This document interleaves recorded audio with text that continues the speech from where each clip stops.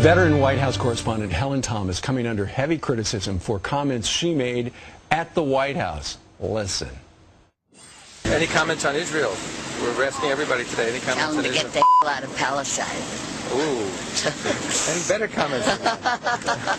Helen is one. Remember, these people are occupied, and it's their land. It's not German. It's not Poland. So where should they go? What should they do? They go home. Where's the home? Poland. So the Jews. Germany. You think Jews go back to Poland and Germany? And America and everywhere else. Well, our next guest thinks that Helen Thomas should be fired for those comments. Former White House Press Secretary Ari Fleischer. Good to see you this morning. Good morning. All right, so you just say, look, this is cut and dry. It's black and white. She should be gone. It is. This goes beyond all boundaries. This is not your usual ideological difference that everybody has a free speech right to. And I look at this as an employer matter. Who would want an employee who espouses what is tantamount to religious cleansing to work for them?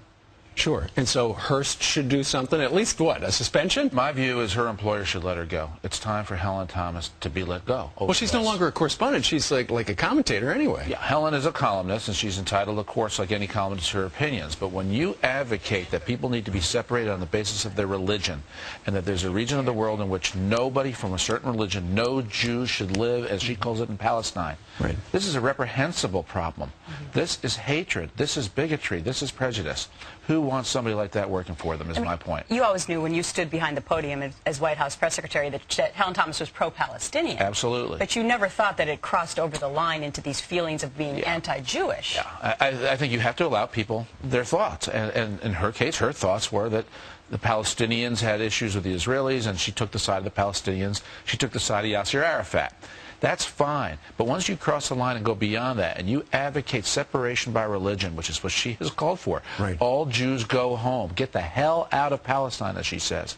This is not a minor issue. No. This is a real moral matter for Hearst to face. Well, here's her apology. She says, quote, I deeply regret my comments I made last week regarding the Israelis and the Palestinians. They do not reflect my heartfelt belief that peace will come to the Middle East only when all parties recognize the need for mutual respect and tolerance. May that day come soon. What should the White House say?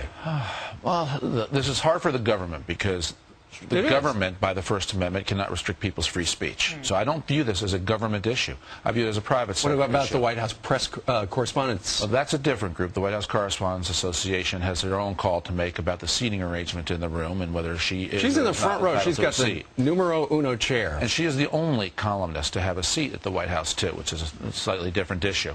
But, again, I just think through debates like this and through employers having to make decisions, society sets the bounds for what should and should not be acceptable speech. What she said is not acceptable. A signal needs to be sent. She should be let go at a minimum of 2-week suspension. But if I were her employer, I'd let her go. It's the right thing to do. We'll see what Hearst does later on this week. Ari Fleischer, always great to speak to you. Thank you. Thank you.